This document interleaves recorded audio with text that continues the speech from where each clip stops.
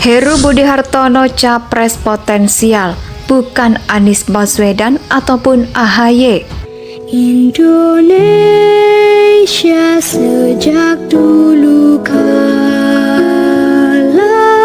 tetap dipuja-puja bangsa. Sosok dan kiprah Jokowi menjadi presiden 2 periode bisa dijadikan patron atau model tentang bagaimana seharusnya seorang calon presiden yang ideal untuk negeri ini.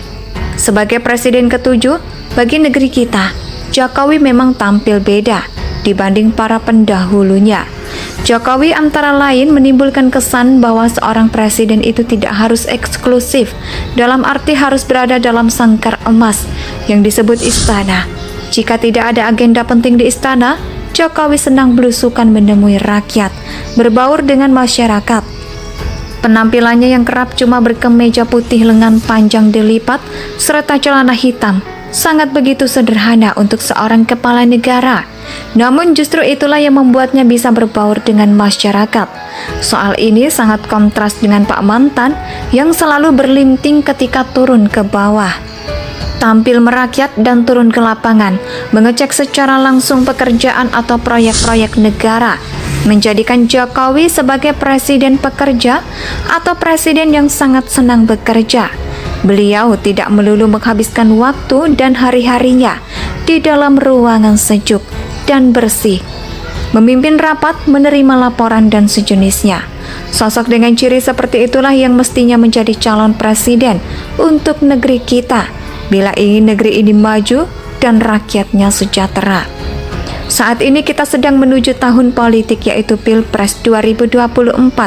Dari berbagai survei ada sejumlah nama yang dianggap punya kans untuk dilirik parpol sebagai capres.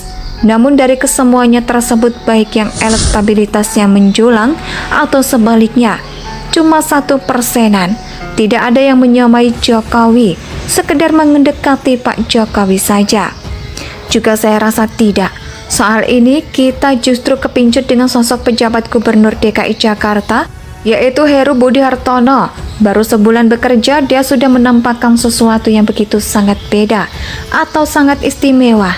17 Oktober langsung ruangan yang dulu zaman Ahok, terima surat atau terima laporan, dibenahi dengan kursi-kursi yang baru.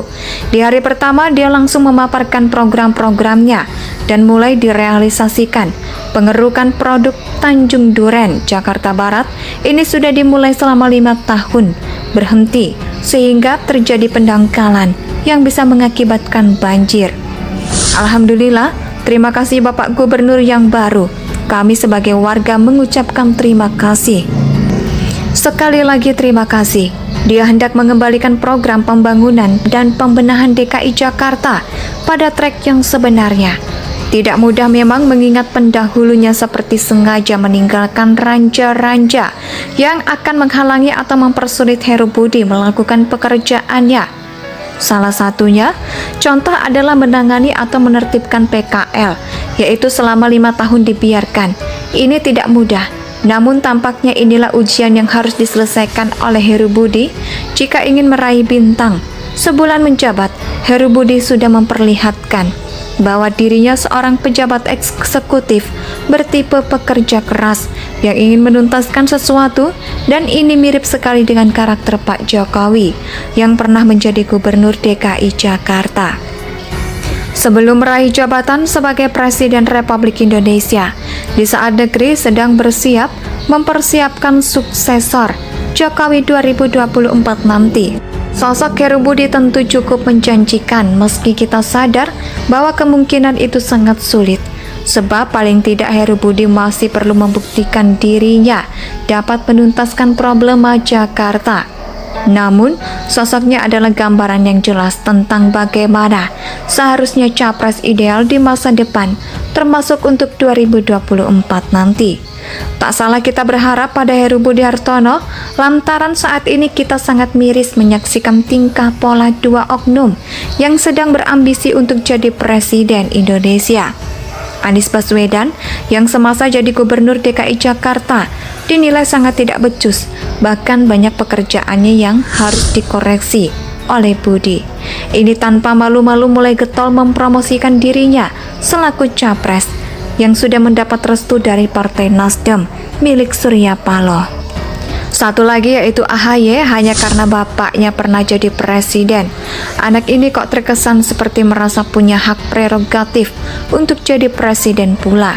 Kedudukannya sebagai ketua umum parpol dimainkan untuk berlagak jadi oposisi, meski sumir apa yang dia kritikan pada pemerintahan Jokowi yang padahal dinilai sukses oleh berbagai kalangan, baik dari dalam negeri maupun luar negeri.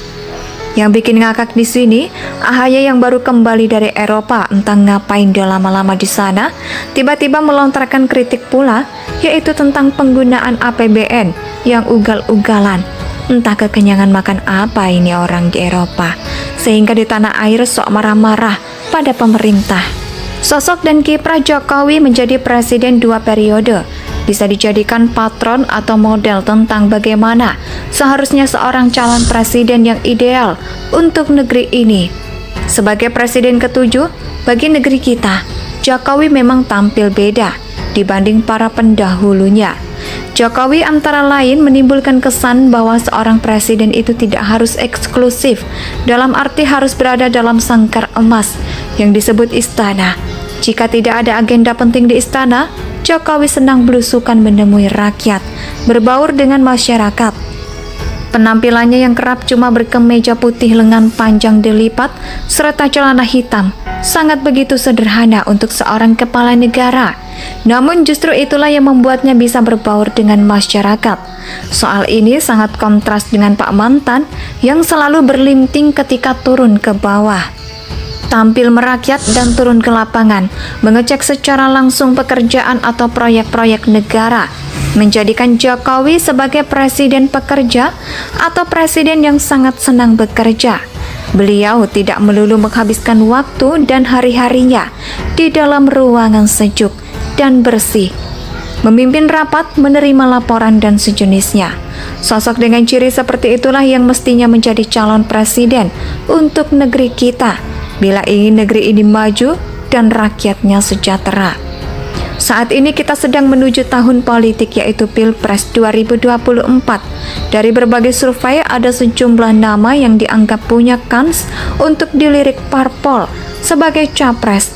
Namun dari kesemuanya tersebut, baik yang elektabilitasnya menjulang atau sebaliknya cuma 1%, tidak ada yang menyamai Jokowi, sekedar mendekati Pak Jokowi saja. Juga saya rasa tidak. Soal ini kita justru kepincut dengan sosok pejabat gubernur DKI Jakarta, yaitu Heru Budi Hartono. Baru sebulan bekerja dia sudah menampakkan sesuatu yang begitu sangat beda atau sangat istimewa. 17 Oktober langsung ruangan yang dulu zaman Ahok, terima surat atau terima laporan dibenahi dengan kursi-kursi yang baru. Di hari pertama dia langsung memaparkan program-programnya dan mulai direalisasikan. Pengerukan produk Tanjung Duren, Jakarta Barat ini sudah dimulai selama 5 tahun, berhenti sehingga terjadi pendangkalan yang bisa mengakibatkan banjir. Alhamdulillah, terima kasih Bapak Gubernur yang baru. Kami sebagai warga mengucapkan terima kasih. Sekali lagi terima kasih. Dia hendak mengembalikan program pembangunan dan pembenahan DKI Jakarta pada trek yang sebenarnya. Tidak mudah memang mengingat pendahulunya seperti sengaja meninggalkan ranja-ranja yang akan menghalangi atau mempersulit Heru Budi melakukan pekerjaannya. Salah satunya, contoh adalah menangani atau menertibkan PKL, yaitu selama 5 tahun dibiarkan. Ini tidak mudah, namun tampaknya inilah ujian yang harus diselesaikan oleh Heru